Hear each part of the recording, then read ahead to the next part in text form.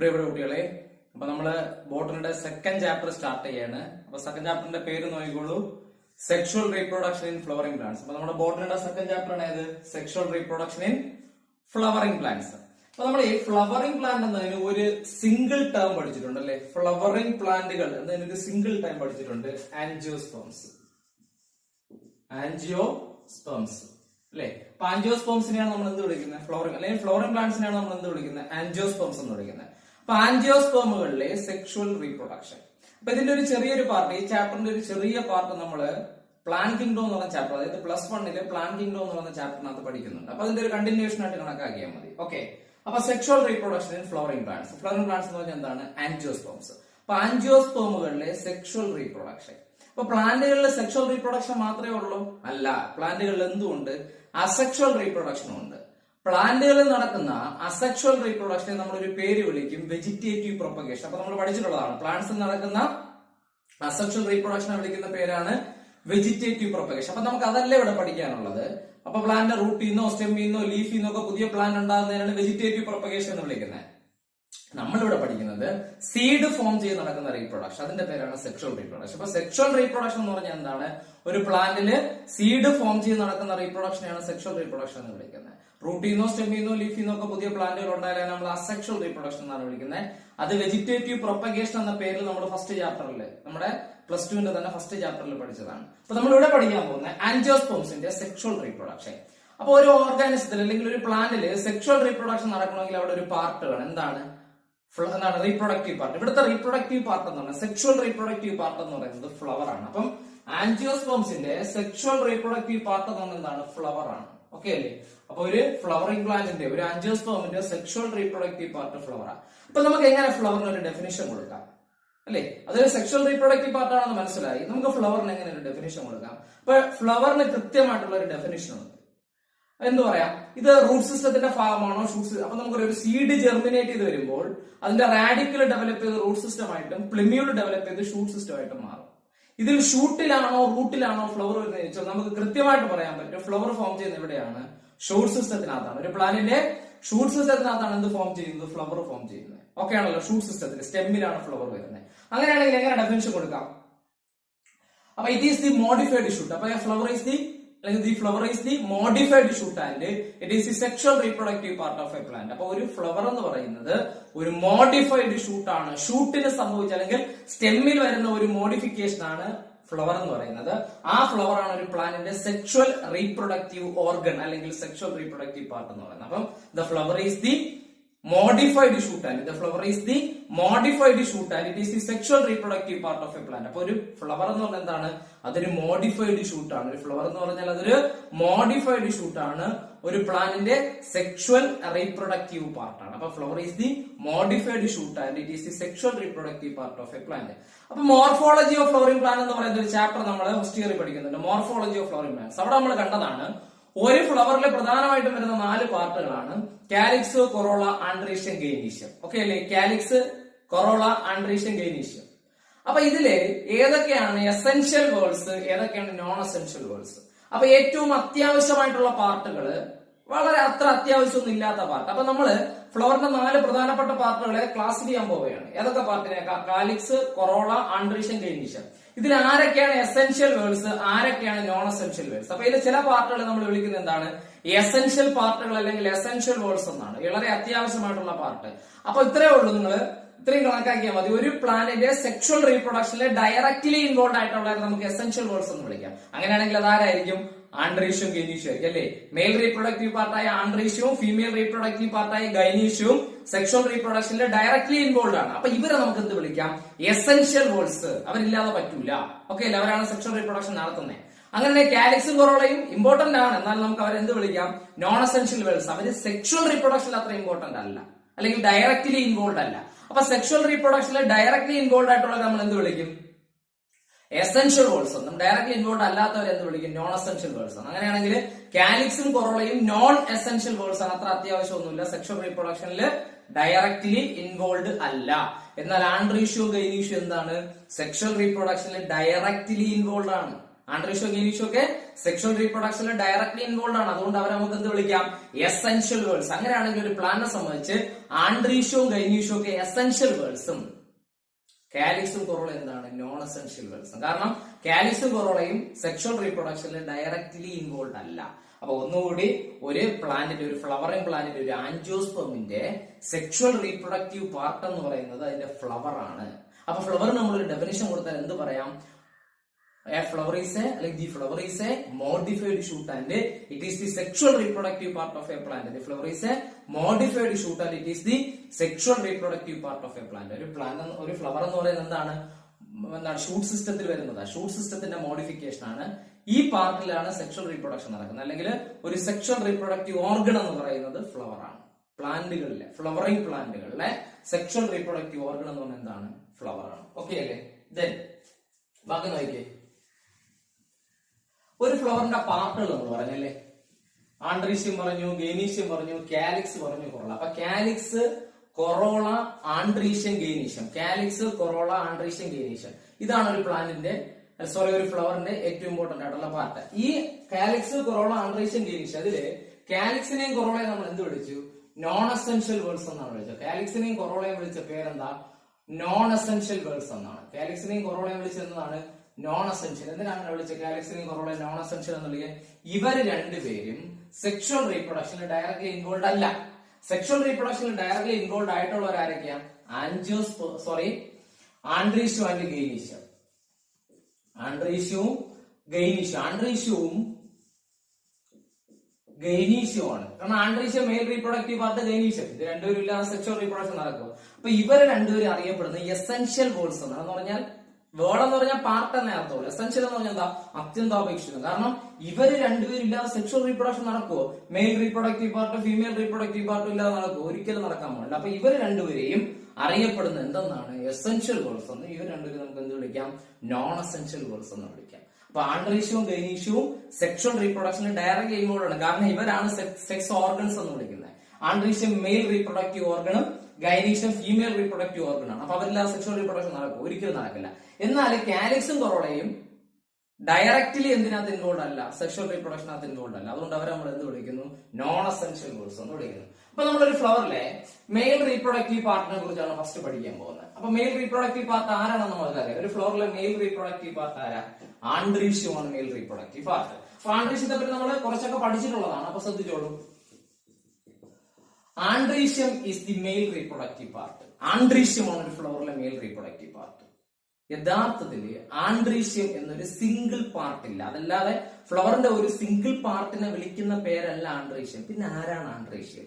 ഒരു ഫ്ലവറിനുള്ളിൽ വരുന്ന എല്ലാ സ്റ്റാമൻസിനെയും കൂടി ചേർത്ത് വിളിക്കുന്ന പേരാണ് ആൻഡ്രീഷ്യം. അപ്പൊ ഒരു ഫ്ലവറിനുള്ളിൽ, അതായത് ഒരു സ്റ്റാമൻ, അടുത്ത മറ്റൊരു സ്റ്റാമൻ, അല്ലെ? ഇതെല്ലാം ഒരു ഫ്ലവറിനകത്തുള്ള സ്റ്റാമൻ എന്ന് വിചാരിക്കുക. ഒരു ഫ്ലവറിനകത്തുള്ള സ്റ്റാമൻ ആണെങ്കിൽ ഒരു ഫ്ലവറിൽ എത്ര സ്റ്റാമൻ ഉണ്ടെങ്കിലും, അത് 5 ഉണ്ടെങ്കിലും 10 ഉണ്ടെങ്കിലും 50 ഉണ്ടെങ്കിലും ഇനി 2 3 ഉള്ളെങ്കിലും എത്ര എണ്ണമായാലും ഒരു ഫ്ലവറിനകത്തുള്ള എല്ലാ സ്റ്റാമൻസിനെയും കൂടി ചേർത്ത് വിളിക്കുന്ന പേരാണ് ആൻഡ്രീഷ്യം. അപ്പൊ യഥാർത്ഥത്തിൽ ആൻഡ്രീഷ്യം എന്നൊരു സിംഗിൾ പാർട്ട് ഉണ്ടോ? ഒരു സിംഗിൾ പാർട്ട് ഇല്ല. പിന്നെ ആരാണ് ആൻഡ്രീഷ്യം? ആൻഡ്രീഷ്യം എന്ന് പറഞ്ഞാൽ നമ്മുടെ മെയിൽ റീപ്രൊഡക്റ്റീവ് പാർട്ട് എന്ന് പറയുന്ന സംഗതി ഒരു ഫ്ലവറിനകത്ത് വരുന്ന എല്ലാ സ്റ്റാമൻസിനെയും കൂടി ചേർത്ത് വിളിക്കുന്ന പേരാണ്. കണ്ടോ? ഇതാണ് സ്റ്റാമൻ എന്ന് പറയുന്നത്. അപ്പൊ ഈ 5 സ്റ്റാമനുകളും, ഈ വരച്ചിരിക്കുന്ന 5 സ്റ്റാമനുകളും ഒരു ഫ്ലവറിനകത്തുള്ള സ്റ്റാമൻസ് എന്ന് വിചാരിക്കും. ഈ വരച്ചിരിക്കുന്ന 5 സ്റ്റാമൻസും ഒരു ഫ്ലവറിനകത്തുള്ള സ്റ്റാമനുകളാണെങ്കിൽ ഈ 5 പേരെയും കൂടി ചേർത്ത് എന്ത് വിളിക്കാം? ആൻഡ്രീഷ്യം. ഇനി ഇവിടെ ഒരു 10 സ്റ്റാമൻ, ഒരു ഫ്ലവറിനകത്ത് 10 സ്റ്റാമൻ ഉണ്ടെന്ന് വിചാരിച്ചോ. ആ 10 സ്റ്റാമനെയും ചേർത്ത് എന്ത് വിളിക്കാം? ആൻഡ്രീഷ്യം. ഒരു ഫ്ലവറിനകത്ത് 50 സ്റ്റാമൻ ഉണ്ടെന്ന് വിചാരിക്കുക. 50 സ്റ്റാമൻസിനെ കൂടി ചേർത്ത് എന്ത് വിളിക്കാം? എത്ര ഉണ്ടെങ്കിൽ ഇനി 2 3 അല്ലെങ്കിൽ 3 4 ഉള്ളെന്ന് വിചാരിക്കുക. ഒരു ഫ്ലവറിനകത്ത് 3 4 സ്റ്റാമനേ ഉള്ളൂ. എത്രയുണ്ടോ ആ സ്റ്റാമൻസിനും എല്ലാം കൂടി ചേർത്ത് വിളിക്കുന്ന പേരാണ് ആൻഡ്രീഷ്യം. അപ്പൊ നമ്മൾ കോമൺ ആയിട്ട് പറയുമ്പോൾ മെയിൽ റീപ്രൊഡക്റ്റീവ് പാർട്ട് ആൻഡ്രീഷ്യം എന്നേ പറയും, സ്റ്റാമൻ എന്നല്ല പറയുന്നത്. പക്ഷെ യഥാർത്ഥത്തിൽ ആരാണ്? ഒരു ഫ്ലവറിനുള്ളിൽ വരുന്ന എല്ലാ സ്റ്റാമൻസിനെയും കൂടി ചേർത്ത് വിളിക്കുന്ന പേരാണ് ആൻഡ്രീഷ്യം. ഒരു ഫ്ലവറിനുള്ളിൽ വരുന്ന എല്ലാ സ്റ്റാമനുകളെയും കൂടി ചേർത്ത് എന്ത് വിളിക്കും? ആൻഡ്രീഷ്യം എന്ന് വിളിക്കും. അപ്പൊ androecium is the male reproductive part and each unit of androecium is known as stamen. Androecium തിരിച്ചു പറയാണ്. Androecium is the male reproductive part and each unit of androecium is known as stamen. ആൻഡ്രീഷ്യത്തിന്റെ ഓരോ യൂണിറ്റുകളെയും വിളിക്കുന്ന പേര് സ്റ്റാമൻ എന്നാണ്. അപ്പൊ നമുക്കിത് വ്യക്തമായി പറയാം, ആൻഡ്രീഷ്യം എന്നത് ഒരു സിംഗിൾ പാർട്ട് ആണോ ഫ്ലവറിലുള്ള? അല്ല, ഫ്ലവറിലുള്ള ഒരു സിംഗിൾ പാർട്ട് അല്ല ആൻഡ്രീഷ്യം. ആൻഡ്രീഷ്യം എന്ന് പറഞ്ഞ ഒരു സിംഗിൾ പാർട്ട് ഇല്ല. പിന്നെ എന്തിനാണ് നമ്മൾ ആൻഡ്രീഷ്യം എന്ന് വിളിക്കുന്നത്? ഒരു ഫ്ലവറിനുള്ളിൽ വരുന്ന എല്ലാ സ്റ്റേമൻസിനെയും കൂടി ചേർത്ത്, ഒരു ഫ്ലവറിനുള്ളിൽ വരുന്ന എല്ലാ സ്റ്റേമൻസിനെയും കൂടി ചേർത്ത് വിളിക്കുന്ന പേരാണ് ആൻഡ്രീഷ്യം. അപ്പൊ androecium is the male reproductive part and each unit of androecium is known as stamen. അപ്പൊ ആൻഡ്രീഷ്യം എന്നത് എന്താണ്? മെയിൽ റീപ്രൊഡക്റ്റീവ് പാർട്ടാണ്. ആൻഡ്രീഷ്യത്തിന്റെ ഓരോ യൂണിറ്റുകളെയും നമ്മൾ എന്തെന്ന് വിളിക്കും? സ്റ്റേമൻസ് എന്ന് വിളിക്കും. ആൻഡ്രീഷ്യത്തിന്റെ ഓരോ യൂണിറ്റുകളെയും സ്റ്റേമൻ എന്നാണ് വിളിക്കുന്നത്. അപ്പൊ ഇനി വ്യക്തമായി മനസ്സിലാക്കണം, ആൻഡ്രീഷ്യം എന്നത് ഒരു സിംഗിൾ പാർട്ട് അല്ല. പിന്നെയോ എന്താണ്? ഒരു ഫ്ലവറിനകത്ത് വരുന്ന എല്ലാ സ്റ്റേമനെയും കൂടി ചേർത്ത്, ഒരു ഫ്ലവറിൽ വരുന്ന എത്ര സ്റ്റേമൻസ് ഉണ്ടോ അത്രയും സ്റ്റേമൻസിനെ ചേർത്ത് ഒരുമിച്ച് വിളിക്കുന്ന പേരാണ് ആൻഡ്രീഷ്യം. ഓക്കെ അല്ലേ? അപ്പൊ ആൻഡ്രീഷ്യത്തിന്റെ യൂണിറ്റുകൾ നമ്മൾ എന്ത് വിളിക്കും? ഇതെല്ലാം ആൻഡ്രീഷ്യത്തിന്റെ യൂണിറ്റുകളാണ്, അവരെ നമ്മൾ സ്റ്റേമൻ എന്നാണ് വിളിക്കുന്നത്. അപ്പൊ നമുക്കിനി ഒരു സ്റ്റേമന്റെ സ്ട്രക്ചർ നോക്കാം. ആൻഡ്രീഷ്യത്തിന്റെ യൂണിറ്റുകൾ നമ്മൾ എന്ത് വിളിക്കുന്നു? സ്റ്റേമൻ എന്ന് വിളിക്കുന്നു. അപ്പൊ ഞാനൊരു സ്റ്റേമൻ കുറച്ച് വലുതാക്കി വരയ്ക്കാം. അപ്പൊ നോക്കിക്കോളൂ, ഇതാണ് ഒരു സ്റ്റേമൻ എന്ന് പറയുന്നത്. അപ്പൊ ആൻഡ്രീഷ്യത്തിന്റെ യൂണിറ്റുകൾ നമ്മൾ എന്ത് വിളിക്കും? സ്റ്റേമൻ എന്ന് വിളിക്കും. ഒരു സ്റ്റേമൻ രണ്ട് part. Typical stamen consist of 2 parts, an anther and A filament. ഒരു സ്റ്റേമൻ 2 പാർട്ട് ഉണ്ട്. അപ്പം ആൻഡ്രീഷ്യത്തിന്റെ യൂണിറ്റ് വിളിക്കുന്ന പേര് മറക്കരുത്, എന്താണ്? സ്റ്റേമൻ. ഓക്കെ. അപ്പൊ androecium is the male reproductive part and each unit of androecium is known as stamen. Each unit of androecium is known as stamen. അപ്പൊ ഈ സ്റ്റേമന്റെ 2 പാർട്ടുകൾ ഏതൊക്കെയാണ്? ആന്തറും ഫിലമെന്റും. ആന്തറും ഫിലമെന്റും അല്ലേ? ഏറ്റവും ഇമ്പോർട്ടന്റ് ഉള്ള പാർട്ട് ആന്തറ. അപ്പൊ ഒരു stamen, A typical stamen consist of 2 parts. A typical stamen consist of 2 parts, an anther and A filament. അപ്പൊ ഒരു സ്റ്റേമന്റെ 2 പാർട്ടുകൾ ആരൊക്കെയാണ്? ആന്തറും ഫിലമെന്റും. ആന്തറും ഫിലമെന്റും. ഓക്കെ ഉണ്ട്. അപ്പൊ ആന്തറും ഫിലമെന്റും ആണ് സ്റ്റേമന്റെ 2 പാർട്ടുകൾ. ഇതിൽ ഏറ്റവും ഇമ്പോർട്ടന്റ് ആയിട്ടുള്ള പാർട്ട് ആരായിരിക്കും? എന്തായാലും ആന്തർ ആയിരിക്കും അല്ലേ? അതിനകത്താണ് ബാക്കി പോളൻ ഗ്രൈൻസിന്റെ ഒക്കെ ഡെവലപ്മെന്റ് നടക്കുന്നത്. അപ്പൊ നമുക്ക് വ്യക്തമായിട്ട് നോക്കിക്കോളൂ, ക്ലിയർ ആയിട്ട് കണ്ടോളൂ. ആൻഡ്രീഷ്യത്തിന്റെ യൂണിറ്റ് ആണ് സ്റ്റേമൻ.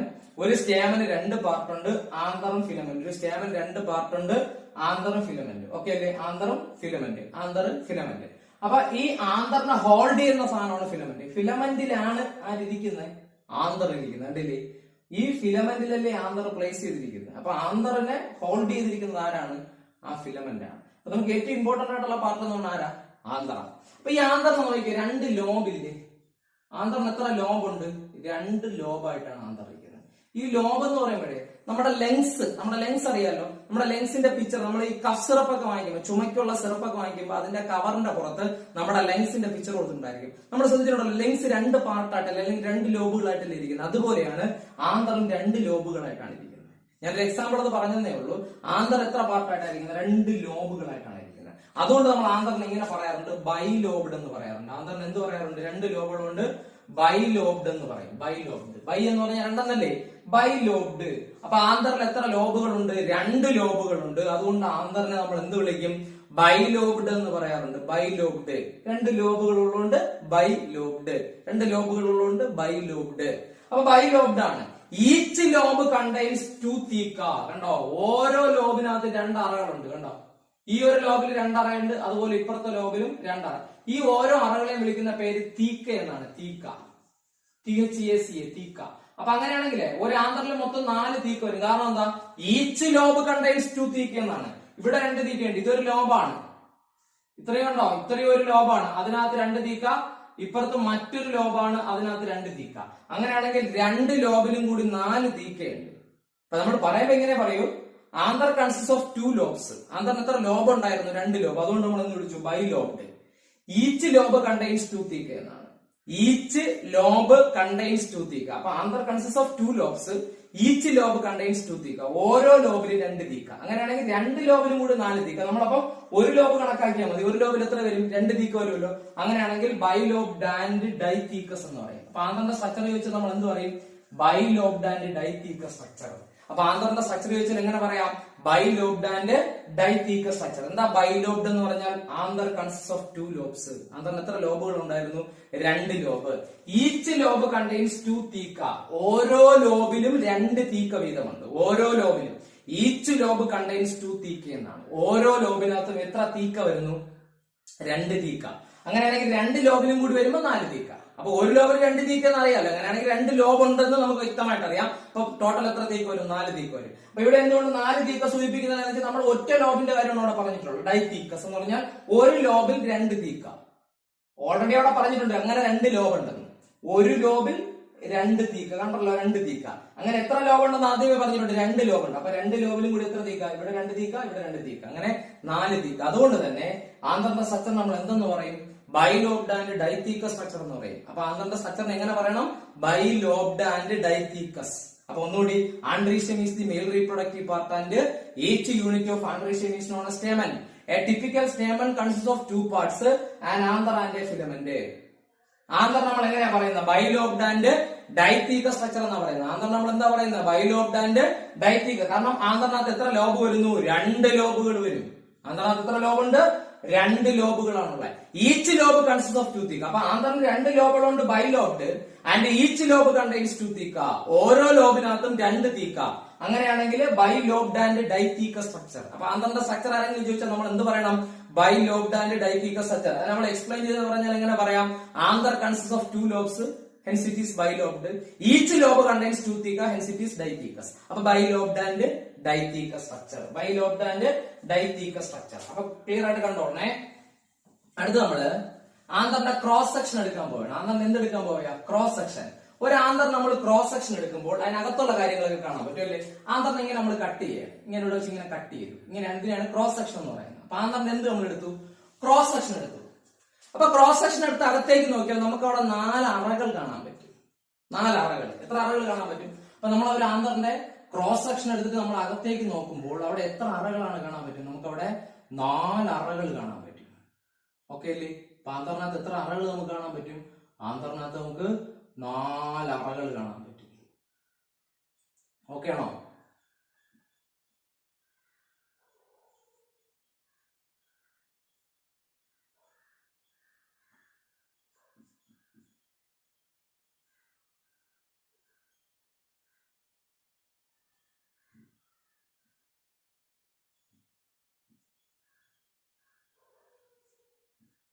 ഉണ്ടോ? നമ്മളൊരു ആന്തറിന്റെ ക്രോസ് സെക്ഷൻ എടുത്തതാണ്. ഒരു ആന്തറിന്റെ ക്രോസ് സെക്ഷൻ എടുത്തപ്പോൾ നമുക്ക് അതിനകത്ത് എത്ര അറകൾ കാണാൻ പറ്റി? 4 അറകൾ കാണാൻ പറ്റി. കണ്ടോ? ഉണ്ടോ? 1, 2, 3, 4 അറകളില്ലേ? അപ്പൊ ഈ അറകളെ നമ്മൾ ശരിക്കും നേരത്തെ എന്താ വിളിച്ചത്? ഒരുമിച്ച് ആന്തർ എങ്ങനെ ഇരുന്നപ്പോ നമ്മൾ തീക്കസ് എന്നാ വിളിച്ചത്. ഈ അറകളെയൊക്കെ നമ്മള് തീക്കസ് എന്നാ വിളിച്ചത്. അപ്പൊ നമ്മൾ തീക്കസ് എന്ന് വിളിക്കണമെങ്കിൽ ഇവിടെ നമ്മൾ ശ്രദ്ധിച്ചാലേ അത് മനസ്സിലാവുള്ളൂ. ശ്രദ്ധിച്ച് കണ്ടോളണം. ഇതാ മുകളിൽ ആന്തറിന്റെ ആ ടിപ്പ് മുതലേക്ക് താഴെ വരെയുള്ള ഈ ഒരു ഭാഗത്താണ് നമ്മൾ എന്ത് വിളിക്കുന്നത്? ഈ ഒരു ഭാഗത്ത് നമ്മൾ തീക്ക എന്ന് വിളിക്കും. ഇതെല്ലാം തീക്കയാണ്. നമ്മൾ ഈ ക്രോസ് സെക്ഷൻ എടുത്തു കഴിഞ്ഞാൽ അതിനുള്ളിൽ വരുമ്പോൾ അറകളെ നമ്മൾ എന്തെന്ന് വിളിക്കും? അവിടെ തീക്കസ് എന്നല്ല വിളിക്കുന്നത്, മൈക്രോസ്പൊറാഞ്ചിയം എന്നാണ് വിളിക്കുന്നത്. ആ അറകളെ നമ്മൾ വിളിക്കുന്ന പേരാണ് മൈക്രോസ്പൊറാഞ്ചിയം. അപ്പം ആന്തറിന്റെ സെക്ഷൻ എടുക്കുമ്പോൾ നമുക്ക് അതിനകത്ത് 4 മൈക്രോസ്പൊറാഞ്ചിയം കാണാൻ പറ്റും. എന്തുകൊണ്ടാണ് 4 മൈക്രോസ്പൊറാഞ്ചിയം കാണാൻ പറ്റുന്നത്? അതിനകത്ത് 4 തീക്കസ് ഉള്ളതുകൊണ്ട്. അപ്പൊ നമ്മൾ തീക്കസ് എന്ന് വിളിച്ചപ്പോഴാ അതൊരു ഫുൾ ആയിട്ടിരിക്കുമ്പോ, അതെ ടോട്ടൽ ആയിട്ടാണ് നമ്മൾ തീക്കസ് എന്ന് പറയുന്നത്. ഇങ്ങനെ ടോട്ടൽ ആയിട്ട് ഇവിടെ ശ്രദ്ധിച്ചാൽ അത് മനസ്സിലാവും. ഇതൊരു ലോബല്ലേ? ഒരു ലോബിനകത്ത് 2 തീക്കസ് വരും. അപ്പം മുകൾ അറ്റം മുതൽ താഴെ അറ്റം വരെയാണ് നമ്മളിങ്ങനെ തീക്കസ് എന്ന് പറയുന്നത്. പക്ഷെ നമ്മളിവിടെ ക്രോസ് സെക്ഷൻ എടുത്ത് കഴിയുമ്പോൾ അതിനകത്ത് അറകളല്ലേ? 4 അറയായിട്ടല്ലേ കാണും? ആ അറകളെ നമ്മൾ എന്തെന്നാണ് വിളിക്കുന്നത്? ആന്തറിനെ ക്രോസ് സെക്ഷൻ എടുത്തു കഴിഞ്ഞാൽ അതിനുള്ളിൽ കാണുന്ന അറകളെ വിളിക്കുന്ന പേര് മൈക്രോസ്പൊറാഞ്ചിയം. ശരിക്കും തീക്കസ് തന്നെയാണ്. തീക്കസ് നമ്മൾ എന്ത് ചെയ്യണം? കട്ട് ചെയ്യാണ്. കട്ട് ചെയ്യുമ്പോൾ 4 അറകളായിട്ട് കാണുമല്ലോ, അതിനെ നമ്മൾ എന്ത് വിളിക്കും? മൈക്രോസ്പൊറാഞ്ചിയം. അപ്പൊ ഒരു ആന്തറിനകത്ത് അതിന്റെ ക്രോസ് സെക്ഷൻ എടുത്തപ്പോൾ നമുക്ക് മനസ്സിലായി 4 മൈക്രോസ്പൊറാഞ്ചിയം ഉണ്ട് അല്ലേ? ഇവിടെ ഒരു മൈക്രോസ്പൊറാഞ്ചിയം ഉണ്ട്, ഇവിടെ ഒരു മൈക്രോസ്പൊറാഞ്ചിയം. ഇത് മൊത്തത്തിലാണ് മൈക്രോസ്പൊറാഞ്ചിയം എന്ന് വിളിക്കുന്നത്. ഇതൊരു മൈക്രോസ്പൊറാഞ്ചിയം, ഇതൊരു മൈക്രോസ്പൊറാഞ്ചിയം, ഇതൊന്ന്. അങ്ങനെ ആന്തറിനകത്ത് 4 മൈക്രോസ്പൊറാഞ്ചിയം ഉണ്ട്. അപ്പൊ നമ്മൾ ഇവിടെ എടുത്തിരിക്കുകയാണ്? ആന്തറിന്റെ ക്രോസ് സെക്ഷൻ എടുത്തിരിക്കുകയാണ്. ക്രോസ് സെക്ഷൻ എടുത്തപ്പോൾ നമുക്ക് എത്ര മൈക്രോസ്പൊറാഞ്ചിയം കാണാൻ പറ്റി? ആന്തറിനുള്ളിൽ 4. എന്തുകൊണ്ട് 4 മൈക്രോസ്പൊറാഞ്ചിയം വന്നു വെച്ചാൽ നമുക്കറിയാം 4 തീക്കയുണ്ട് ടോട്ടൽ. 2 ലോബിലും കൂടി 4 തീക്കസ് ഉള്ളതുകൊണ്ട് അതിനെ കട്ട് ചെയ്യുമ്പോൾ ആ 4 തീക്കസുകളെ നമ്മൾ ടിപ്പ് ഇങ്ങനെ കട്ട് ചെയ്ത് മാറ്റുമ്പോൾ ക്രോസ് സെക്ഷൻ എടുക്കുമ്പോൾ 4 അറകളായിട്ട് കാണും. ആ അറകളെ, ആ ചേംബറുകളെ നമ്മൾ വിളിക്കുന്ന പേര്, ആ കാണുന്ന ചേംബറുകളെ നമ്മൾ എന്ത് വിളിക്കും? മൈക്രോസ്പൊറാഞ്ചിയം. അപ്പൊ ശരിക്കും പറഞ്ഞാൽ ഒരു മൈക്രോസ്പൊറാഞ്ചിയം എന്നുള്ളൊരു തീക്കസ് തന്നെയാണ്. പക്ഷെ നമ്മൾ ലോബ് വെച്ചിട്ട് ടോട്ടലായിട്ട് പറയാം. അത് മുകളറ്റം മുതൽ താഴെ അറ്റം വരെ പറയുമ്പോൾ ഒരു തീക്കസ്. പക്ഷെ നമ്മൾ ക്രോസ് സെക്ഷൻ എടുത്തു കഴിഞ്ഞാൽ, കട്ട് ചെയ്ത് കഴിഞ്ഞാൽ ഒരു തീക്കസ് ഫുൾ ആയിട്ട് വരുന്നില്ലല്ലോ. അതിനകത്തുള്ള അറകൾ മാത്രമല്ലേ നമുക്ക് കാണാൻ പറ്റുന്നുള്ളൂ. അപ്പൊ നമ്മൾ അതിന് എന്തെന്നാണ് വിളിക്കുന്നത്? മൈക്രോസ്പൊറാഞ്ചിയം. അപ്പൊ ഒരു ആന്തറിന്റെ ക്രോസ് സെക്ഷൻ എടുത്തു കഴിഞ്ഞാൽ അതിനുള്ളിൽ നമുക്ക് 4 മൈക്രോസ്പൊറാഞ്ചിയം കാണാൻ പറ്റും. ഒരു ആന്തറിന്റെ ക്രോസ് സെക്ഷൻ എടുത്തു കഴിഞ്ഞാൽ 4. അപ്പം ചിലർക്കൊക്കെ അത് കൺഫ്യൂഷൻ വരും കേട്ടോ. കാരണം തീക്കസ് അല്ലേ, അതങ്ങനെ മൈക്രോസ്പൊറാഞ്ചിയം ആയി എന്നൊക്കെ കൺഫ്യൂഷൻ വരും. ഇങ്ങനെ ഇരിക്കുമ്പോഴാണ് നമ്മൾ എന്ത് വിളിക്കുന്നത്? തീക്കസ് എന്ന് വിളിക്കുന്നത്. കണ്ടോ? ടോട്ടലായിട്ട് ഇത്ര ഇങ്ങനെ ടോട്ടലായിട്ടാണ് നമ്മൾ തീക്കസ് എന്ന് വിളിക്കുന്നത്. നമ്മളിത് കട്ട് ചെയ്ത് കഴിയുമ്പോൾ ആ തീക്കസ് തന്നെ എന്തായി മാറാണ്? ഇവിടെ 2 മൈക്രോസ്പൊറാഞ്ചിയം, ഇവിടെ 2 മൈക്രോസ്പൊറാഞ്ച്. അങ്ങനെ ഒരു ആന്തറിനകത്ത് 4 മൈക്രോസ്പൊറാഞ്ചും വരും. ഒരു ആന്തറിൽ എത്ര മൈക്രോസ്പൊറാഞ്ചും വരും? ഒരു ആന്തറിനകത്ത് ടോട്ടല് 4 മൈക്രോസ്പൊറാഞ്ച് ഉണ്ട്. ഓക്കെ അല്ലേ? അപ്പൊ നമ്മൾ ഈ മൈക്രോസ്പൊറാഞ്ചത്തിനെ കുറച്ച് വലുതാക്കി വരച്ച് മൈക്രോസ്പൊറാഞ്ചത്തിന്റെ സ്ട്രക്ചർ പഠിക്കാൻ പോവാണ്. ഈ 4 മൈക്രോസ്പൊറാഞ്ചത്തിൽ കണ്ട ഒരു ബട്ടർഫ്ലൈയുടെ ഷേപ്പിലല്ലേ ഇരിക്കുന്നത്? കറക്റ്റ് ഒരു ബട്ടർഫ്ലൈയുടെ 4 മൈക്രോസ്പൊറാഞ്ചും കൂടി ചേർന്നപ്പോൾ 4 മൈക്രോസ്പൊറാഞ്ചും കൂടി ചേർന്നപ്പോൾ എന്ത് ഷേപ്പ് ഇരിക്കുകയാണ്? ഒരു ബട്ടർഫ്ലൈ ഷേപ്പ്. നമ്മൾ മനസ്സിലാക്കേണ്ടത് ഇവിടെ ഒരു ലോബുണ്ട്, ഇതൊരു ലോബാണ്. ഒരു ലോബിൽ 2 മൈക്രോസ്പൊറാഞ്ച്, അടുത്ത ലോബിൽ 2 മൈക്രോസ്പൊറാഞ്ച്. അങ്ങനെ 2 ലോബിലും കൂടിയാണ് 4 മൈക്രോസ്പൊറാഞ്ച്. കാരണം എന്താ? 2 ലോബിലും കൂടി 4 തീക്കസ് ഉണ്ടായിരുന്നു. അവരെ കട്ട് ചെയ്തപ്പോൾ 4 അറകളായിട്ട് മാറിയില്ലേ? 4 ചേമ്പറുകളായിട്ട് മാറിയില്ലേ? ആ 4 ചേമ്പറുകൾ എന്ത് വിളിച്ചു? മൈക്രോസ്പൊറാഞ്ച് എന്ന് വിളിച്ചു. ആ 4 ചേമ്പറുകളെ നമ്മൾ എന്ത് വിളിച്ചു? മൈക്രോസ്പൊറാഞ്ച് എന്ന് വിളിച്ചു. അങ്ങനെയാണെങ്കിൽ ഒരു ലോബിൽ 2 മൈക്രോസ്പൊറാഞ്ച്, അടുത്ത ലോബിൽ. അപ്പൊ ആന്തറിന് ടോട്ടൽ 2 ലോബ് ഉണ്ട്. ഒരു ലോബിൽ 2 മൈക്രോസ്പൊറാഞ്ചും, അടുത്ത ലോബിൽ 2 മൈക്രോസ്പൊറാഞ്ചും. അങ്ങനെ ടോട്ടൽ 4 മൈക്രോസ്പൊറാഞ്ച്. അപ്പൊ നമുക്ക് ഈ മൈക്രോസ്പൊറാഞ്ചത്തെ കുറച്ച് വലുതാക്കി വരച്ച് അതിന്റെ സ്ട്രക്ചർ പഠിക്കാം. ഓക്കെ അല്ലേ? അപ്പൊ നമ്മളിനി ആന്തറിനുള്ളിലുള്ള ആരെ കുറിച്ച് പഠിക്കാൻ പോവാണ്? മൈക്രോസ്പൊറാഞ്ച്. നിങ്ങൾ മനസ്സിലാക്കേണ്ടത് 4 മൈക്രോസ്പൊറാഞ്ചത്തെ കുറിച്ച് പഠിക്കണം. 4 ഐഡന്റിക്കൽ ആണ്. നമ്മൾ ഒരാളെ കുറിച്ച് പഠിച്ചാൽ കാരണം 4 മൈക്രോസ്പൊറാഞ്ച് ഒരുപോലെ. അപ്പൊ നമ്മൾ ആരുടെ സ്ട്രക്ചറാണ് പഠിക്കുന്നത്?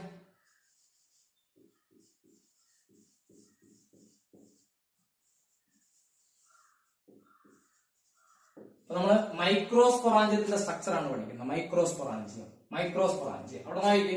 അപ്പൊ ഒരു ആന്തറിനകത്ത് എത്ര മൈക്രോസ്പൊറാഞ്ചാണ് വരുന്നത്? ഒരു ആന്തറിനകത്ത് 4 മൈക്രോസ്പൊറാഞ്ച് വരും. ഓക്കെ. അപ്പൊ ഒരു ബട്ടർഫ്ലൈയുടെ ഷേപ്പിൽ നമുക്ക് ആ 4 മൈക്രോസ്പൊറാഞ്ച് ഒന്ന് വരച്ചു നോക്കാം.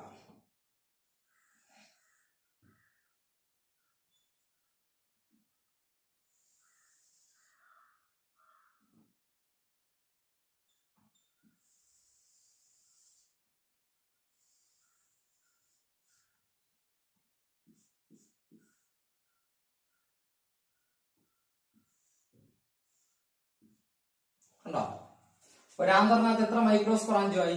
4 മൈക്രോസ്പൊറാഞ്ച്. ഓക്കെ അല്ലേ? ഞാൻ പറഞ്ഞു ഈ അപ്പം 2 ലോബാണ്, അത് ശ്രദ്ധിച്ചോളെ. ഇത്രയും ഒരു ലോബാ, ഇത്രയും ഇങ്ങോട്ട് ഒരു ലോബ്, അതൊരു ലോബ്. അപ്പൊ 2 ലോബിലും കൂടി ഇതൊരു ലോബ്, ഇതൊരു ലോബ്. 2 ലോബിലും കൂടി 4 മൈക്രോസ്പൊറാഞ്ച്. ഈ 2 ലോബുകളെയും തമ്മിൽ കണക്ട് ചെയ്യുന്ന ഇവിടെ ഒരു പാർട്ടിനെ കണക്റ്റീവ് എന്നാണ് വിളിക്കുന്നത്. Connective tissue. ഈ കണക്റ്റീവ് ആണ് 2 ലോബുകളെയും കൂടി കണക്ട് ചെയ്യുന്നത്. അപ്പൊ ഈ സെന്ററിൽ കാണുന്ന കണക്റ്റീവ് എന്ന് പറയുന്ന ആ ടിഷ്യൂ ആണ് ഈ ലോബിനെ 2 ലോബുകളെയും കൂടി അറ്റാച്ച് ചെയ്തിരിക്കുന്നത്, അല്ലെ ബൈൻഡ് ചെയ്യിപ്പിച്ചിരിക്കുന്ന ആരാണ്? ഈ ഒരു കണക്റ്റീവ് ആണ്. അപ്പൊ ഞാൻ പറഞ്ഞ 4 മൈക്രോസ്പൊറാഞ്ചും ടോട്ടലുണ്ട്. ഇതൊരു മൈക്രോസ്പൊറാഞ്ചും, ഇതൊരു മൈക്രോസ്പൊറാഞ്ചും, ഇതൊരു മൈക്രോസ്പൊറാഞ്ചും, ഇതൊരു മൈക്രോസ്പൊറാഞ്ച്. അപ്പൊ ഒരു ആന്തറിനകത്ത് ടോട്ടൽ എത്ര മൈക്രോസ്പൊറാഞ്ചാണ് വരുന്നത്? 4 മൈക്രോസ്പൊറാഞ്ച് ഉണ്ട്. അപ്പൊ നമ്മൾ ഈ 4 പേരുടെ സ്ട്രക്ചർ പഠിക്കേണ്ട കാര്യമില്ല. കാരണം എന്താ? ഈ 4 മൈക്രോസ്പൊറാഞ്ചും ഐഡന്റിക്കൽ ആണ്, മീൻസ് ഒരുപോലെയാണ്. അപ്പൊ നമ്മള് ഇതിൽ ഒരാളെ കുറിച്ച് പഠിച്ചാൽ അതുപോലെ തന്നെയാണ് ബാക്കി 3 പേര്. ഓക്കെ അല്ലേ? അപ്പം ഒരു ആന്തറിനകത്ത് എത്ര മൈക്രോസ്പൊറാഞ്ച് ഉണ്ട്? 4 മൈക്രോസ്പൊറാഞ്ച് ഉണ്ട്. ഒരു ആന്തറിനകത്ത് എത്ര മൈക്രോസ്പൊറാഞ്ച് ആണ്? ഒരു ആന്തറില് 4 മൈക്രോസ്പൊറാഞ്ച് ഉണ്ട്. അപ്പൊ നമുക്ക് ഒരാളുടെ സ്ട്രക്ചർ അങ്ങ് പഠിക്കാം. അപ്പൊ ഈ മൈക്രോസ്പൊറാഞ്ച് ശ്രദ്ധിക്കണം. ഈ മൈക്രോസ്പൊറാഞ്ചത്തിന്റെ ലെയറുകളാണ് പറയാൻ പോകുന്നത്. ഒരു മൈക്രോസ്പൊറാഞ്ച് എടുത്തു കഴിഞ്ഞാൽ 4 ലെയറുകൾ ഉണ്ട് അതിനകത്ത്. പ്രധാനമായിട്ടും 4 ലെയർ. അപ്പൊ 4 ലെയറുകൾ നോക്കാം. ഏറ്റവും പുറമെയുള്ള ലെയറിനെ വിളിക്കുന്ന പേര് എപ്പിഡെർമിസ് എന്നാണ്. ഏറ്റവും പുറമെയുള്ള ലെയറിനെ എന്ത് വിളിക്കും? അപ്പം ഒരു മൈക്രോസ്പൊറാഞ്ചത്തിന്റെ ഏറ്റവും പുറമേ കാണുന്ന ലെയറിന്റെ പേരാണ് എപ്പിഡെർമിസ്. ഏറ്റവും പുറമെയുള്ള ലെയറിനെ എന്ത് വിളിക്കും? ഉണ്ടോ? ഈ ലെയറിനെ, ഏറ്റവും പുറമെയുള്ള ഈ ലെയറിനെ വിളിക്കുന്ന പേരാണ് എപ്പിഡെർമിസ്. എപ്പിഡെർമിസ് എന്നാണ് വിളിക്കുന്നത്. ഓക്കെ. അപ്പൊ ഇതുപോലെ ആയിരിക്കും ബാക്കി 3 എണ്ണം. ഞാൻ ഒരെണ്ണമേ വരയ്ക്കുന്നുള്ളൂ. ഒരെണ്ണത്തിനകത്തുള്ള കാര്യങ്ങൾ വരയ്ക്കും. കാരണം എന്താ? ഞാൻ പറഞ്ഞു 4 സിമിലർ ആണ്, 4 ഐഡന്റിക്കൽ ആണ്. ഇത് ഒരെണ്ണം എങ്ങനെയാണോ അതുപോലെ തന്നെയാണ് ബാക്കി 3 പേര്. അപ്പൊ ടോട്ടൽ അപ്പൊ ഇതെങ്ങനെ ഈ ബട്ടർഫ്ലൈ ഷേപ്പ് എന്ന് അറിയാലോ? നമ്മുടെ ഒരു ആന്തറിന്റെ ക്രോസ് സെക്ഷൻ എടുക്കും. അങ്ങനെയാണെങ്കിൽ 4 പീക്കസ് ഉള്ളത് കൊണ്ട് അതിനകത്ത് എത്ര അറകൾ നമുക്ക് കാണാൻ പറ്റും? 4 അറകൾ കാണാൻ പറ്റും. ആ 4 അറകളെയാണ് നമ്മൾ എന്തെന്ന് വിളിക്കുന്നത്? മൈക്രോസ്പൊറാഞ്ച് എന്ന് വിളിക്കുന്നത്. അപ്പൊ ഒരു ആന്തറിനകത്ത് 4 മൈക്രോസ്പൊറാഞ്ച് ഉണ്ട്. ഒരു ആന്തറിനകത്ത് 4 മൈക്രോസ്പൊറാഞ്ച് ഉണ്ട്. ഓക്കെ. അപ്പൊ മൈക്രോസ്പൊറാഞ്ചത്തിന്റെ ഏറ്റവും പുറമെയുള്ള ലെയറിന്റെ പേര് എപ്പിഡെർമിസ് എന്നാണ്. അടുത്ത ലെയറിന്റെ രണ്ടാമത്തെ ലെയറിനെ വിളിക്കുന്ന പേര് എൻഡോതീഷ്യം. എൻഡോഡെർമിസ് അല്ല, തെറ്റിപ്പോലെ എൻഡോതീഷ്യം എന്നാണ്. സെക്കൻഡ് ലെയറിനെ എന്ത് വിളിക്കും? എൻഡോതീഷ്യം എന്ന് വിളിക്കും.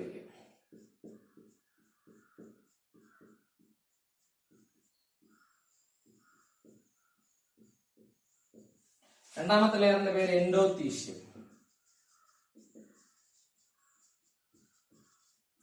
രണ്ടാമത്തെ ലെയറിനെ എന്ത് വിളിച്ചു? എൻഡോതീഷ്യം. എൻഡോതീഷ്യം. അപ്പം ഏറ്റവും പുറത്തുള്ള ഔട്ടർ മോസ്റ്റ് ലെയർ എന്ന് പറയുന്നത് എപ്പിഡെർമിസ്, സെക്കൻഡ് ലെയർ എൻഡോതീഷ്യം. അടുത്ത ലെയറിനെ വിളിക്കുന്നവര് മിഡിൽ ലെയർ എന്നാണ്.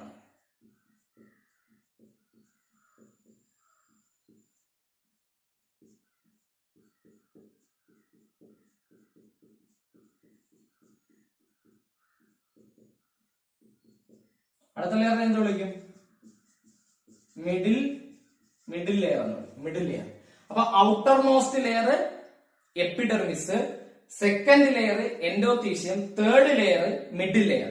ഇനി ഇന്നർ മോസ്റ്റ് ലെയർ, ഏറ്റവും ഉള്ളിലുള്ള ലെയർ, അതാണ് നമ്മൾ നോക്കാൻ പോകുന്നത്. ഏറ്റവും അകത്തുള്ള ലെയർ, ഇന്നർ മോസ്റ്റ് ലെയർ.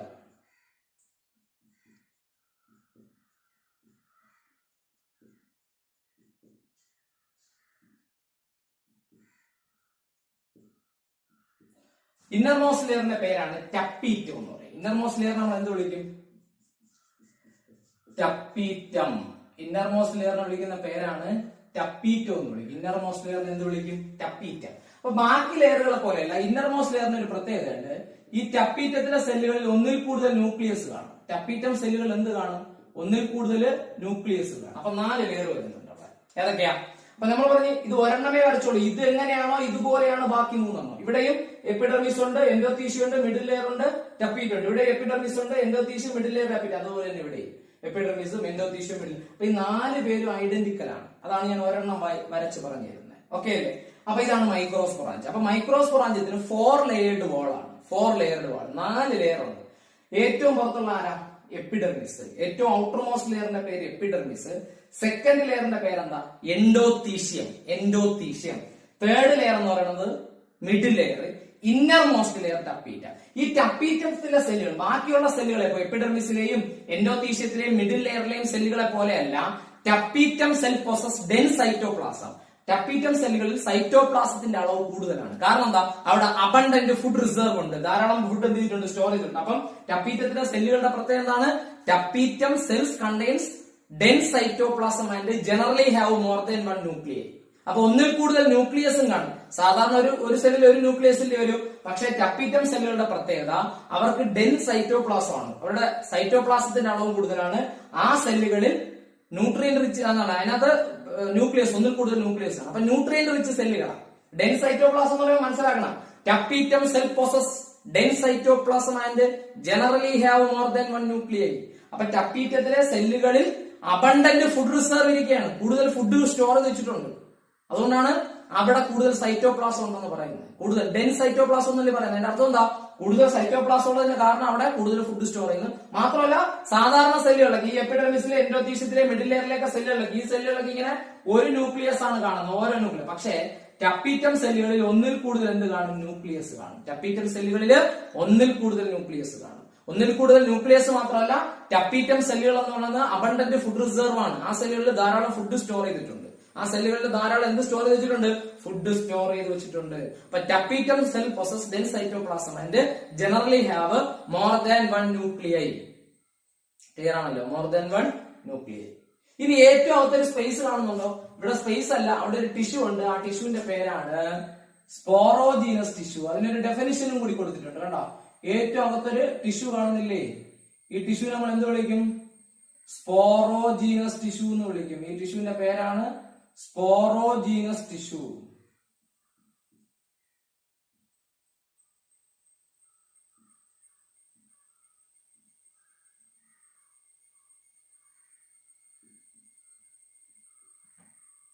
കണ്ടോ? ഏറ്റവും സെന്ററിൽ കാണുന്ന ടിഷ്യൂ അത് എല്ലാ മൈക്രോസ്പൊറാഞ്ചിലും കാണും. ബാക്കിയുള്ള ഈ എല്ലാ മൈക്രോസ്പൊറാഞ്ചിലും അങ്ങനെ തന്നെ. ഈ 4 ലെയറും പോയിട്ട് epidermis, endothecium, middle layer, tapetum, ഈ 4 ലെയറും പോയിട്ട് ഏറ്റവും അകത്ത് ആര് കാണും? ഇവിടെ ഏറ്റവും സെൻട്രൽ ആര് കാണും? Sporogenous tissue. അത് എല്ലാവർക്കും ഉണ്ട് കേട്ടോ. ഈ എല്ലായിടത്തും കാണും. ഇവിടെ epidermis, endothecium, middle layer, tapetum കഴിഞ്ഞടുത്ത് ആര് തന്നെയാണ് വരുന്നത്. അപ്പൊ ഈ എല്ലായിടത്തും ഞാൻ പറഞ്ഞു, ഈ ഒരു മൈക്രോസ്പൊറാഞ്ചം എങ്ങനെയാണോ അതുപോലെ തന്നെ ബാക്കി 3 ഒരു വ്യത്യാസവും ഇല്ല. ഇവിടെയും ഈ 4 ലെയർ കൊണ്ട് സെൻട്രൽ ആരും വരും? Sporogenous tissue. അപ്പൊ ഈ ടിഷ്യൂവിന്റെ പേര് മറന്നില്ല. ഈ സെൻട്രൽ കാണുന്ന ടിഷ്യൂവിന്റെ പേരെന്താ? സ്പോറോജീനസ് ടിഷ്യൂ എന്നാണ്. സ്പോറോജീനസ് ടിഷ്യൂ എന്നാണ്. സെൻട്രൽ ഇരിക്കുന്ന ടിഷ്യൂവിന്റെ പേര് പറഞ്ഞേ. പേര് ഓർത്തെ, സ്പോറോജീനസ് ടിഷ്യൂ. ക്ലിയർ ആണല്ലോ? ആ സെൻട്രൽ കാണപ്പെടുന്ന ടിഷ്യൂവിന്റെ പേരെന്താ? സ്പോറോജീനസ് ടിഷ്യൂ എന്നാണ്. അപ്പം ആ ടിഷ്യൂവിന് ഡെഫിനിഷൻ കൊടുത്തിട്ടുണ്ട്. എങ്ങനെയാണ് ആ definition? A group of compactly arranged homogeneous cells എന്നാണ്. A group of compactly arranged homogeneous cells. എന്താ കോമ്പാക്ട്ലി അറേഞ്ച്ഡ്? ഈ സ്പോറോജീനസ് ടിഷ്യൂലെ സെല്ലുകൾക്കിടയിൽ ഇന്റർ സെല്ലുലാർ സ്പേസ് ഇല്ല. സെല്ലുകൾക്കിടയിൽ വരുന്ന സ്പേസിനെയാണ് നമ്മൾ എന്ത് വിളിക്കുന്നത്? Intercellular space. ആ സ്പേസ് നമുക്ക് ഇവിടെ കാണാൻ പറ്റുമോ? കാണാൻ പറ്റില്ല. അങ്ങനെ ഒരു സ്പേസ് അവിടെ ഇല്ല. അപ്പൊ ഇന്റർ സെല്ലുലാർ സ്പേസ് ഇല്ലാതെ സെല്ലുകളെ അറേഞ്ച് ചെയ്തിരിക്കുന്നു. അതാണ് കോമ്പാക്ട്ലി അറേഞ്ച്ഡ്. ഇനി ഹോമോജീനസ് സെൽസ് എന്ന് പറയാൻ കാരണം എന്താ? എല്ലാ സെല്ലും ഒരുപോലെയല്ലേ? സ്പോറോജീനസ് ടിഷ്യൂവിൽ എത്ര സെല്ലുണ്ട്? ഞാനിവിടെ വരച്ചിരിക്കുന്ന കുറച്ച് സെല്ല, ഇവിടെ ആയിരക്കണക്കിന് സെല്ലുണ്ട്. ഇപ്പൊ 1000 സെല്ലുകൾ ഉണ്ടെങ്കിൽ 1000 പേരും ഒരുപോലെ ഇരിക്കും. 1000 സെല്ലിനെയും കാണാൻ ഒരുപോലെ ആയിരിക്കും. 10,000 സെല്ലുണ്ടെങ്കിൽ 10,000 സെല്ലുകളെയും കാണാൻ ഒരുപോലെ ആയിരിക്കും. ഞാൻ പറഞ്ഞത് എത്ര സെല്ലുണ്ടെങ്കിൽ അവരെല്ലാം കാണാൻ ഒരുപോലെ. അപ്പം ഈ സെന്ററിൽ ഇരിക്കുന്ന, അതായത് 4 ലെയർ കഴിഞ്ഞ് ഏറ്റവും സെന്ററിൽ, 4 ലെയർ കഴിഞ്ഞ് ഏറ്റവും സെന്ററിൽ കാണുന്ന ടിഷ്യൂവിന്റെ പേരാണ് സ്പോറോജീനസ് ടിഷ്യൂ. അപ്പൊ A group of compactly arranged homogeneous cells, A group of compactly arranged homogeneous cells known as sporogenous tissue occupies at the center of each microsporangium. എല്ലാ മൈക്രോസ്പൊറാഞ്ചിയത്തിന്റെയും സെന്ററിലായിട്ട് a group of compactly arranged homogeneous cells known as sporogenous tissue. ഈ ടിഷ്യൂവിന് അറിയപ്പെടുന്ന പേരാണ് സ്പോറോജിനസ് tissue. അപ്പൊ ഇതാണ് ഒരു മൈക്രോസ്പൊറാഞ്ചിയത്തിന്റെ structure. 4 ലെയറുള്ള വാളാണ്. Outer epidermis, second endothecium, third middle layer, ഏറ്റവും അകത്ത് ആരാണ്? ടപ്പീറ്റം. അങ്ങനെ 4 ലെയറുകളുണ്ട്. ഈ ടപ്പീറ്റം കഴിഞ്ഞിട്ട് ഏറ്റവും സെന്ററിൽ വരുന്ന ടിഷ്യൂവിന്റെ പേരാണ് സ്പോറോജിനസ് ടിഷ്യൂ. എന്താണ് സ്പോറോജിനസ് ടിഷ്യൂ എന്ന് പറഞ്ഞാൽ? A group of compactly arrange, എന്റെ മീനിങ് ഞാൻ പറഞ്ഞു എന്താണ്? ഇന്റർ സെല്ലുലാർ സ്പേസ് ഇല്ലാതെ അറേഞ്ച് ചെയ്തിരിക്കുന്ന ഒരുപോലത്തെ കുറെ സെല്ലുകൾ, സിമിലർ ആയിട്ടുള്ള കുറെ സെല്ലുകൾ, ആ സെല്ലുകളെയാണ് നമ്മൾ സ്പോറോജിനസ് ടിഷ്യൂ എന്ന് പറയുന്നത്. അപ്പൊ A group of compactly arranged homogeneous cells known as sporogenous tissue occupies at the center of each microsporangium. എല്ലാ മൈക്രോസ്പൊറാഞ്ചിയത്തിന്റെയും സെന്ററിലായിട്ട് ആര് കാണപ്പെടും? Sporogenous tissue. A group of compactly arranged homogeneous cells known as sporogenous tissue occupies at the center of each microsporangium. Okay അല്ലേ? അപ്പൊ നമുക്ക് ഇനി ഈ ഇരിക്കുന്ന ലെയറുകളുടെയൊക്കെ ഫംഗ്ഷൻ പഠിക്കണ്ടേ? എപ്പിഡെർമിസിന്റെ എന്താണ് ഫംഗ്ഷൻ? ഈ ഇരിക്കുന്ന എൻഡോതീഷ്യത്തിന് എന്താണ് ഫംഗ്ഷൻ?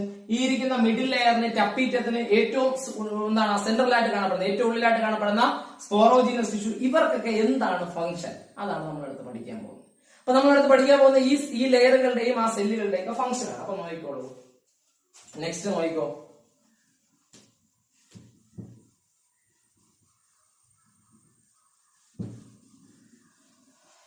അപ്പൊ മൈക്രോസ്പൊറാഞ്ചിയത്തിനകത്തുള്ള ഓരോ ലെയറുകളുടെയും ഫംഗ്ഷൻ പഠിക്കണ്ടേ? എപ്പിഡെർമിസ് ഉണ്ട്, എൻഡോതീഷ്യം ഉണ്ട്, മിഡിൽ ലെയർ ഉണ്ട്, ടപ്പീറ്റ് ഉണ്ട്. ഏറ്റവും പുറത്താരാണ്? എപ്പിഡെർമിസ്. അത് കഴിഞ്ഞിട്ട് എൻഡോതീഷ്യം, മിഡിൽ ലെയർ, ടപ്പീറ്റ്. അങ്ങനെ 4 ലെയറും ഏറ്റവും സെന്ററിൽ, ഈ 4 ലെയർ കഴിഞ്ഞ് സെന്റർ ചെയ്യുന്ന ടിഷ്യൂ.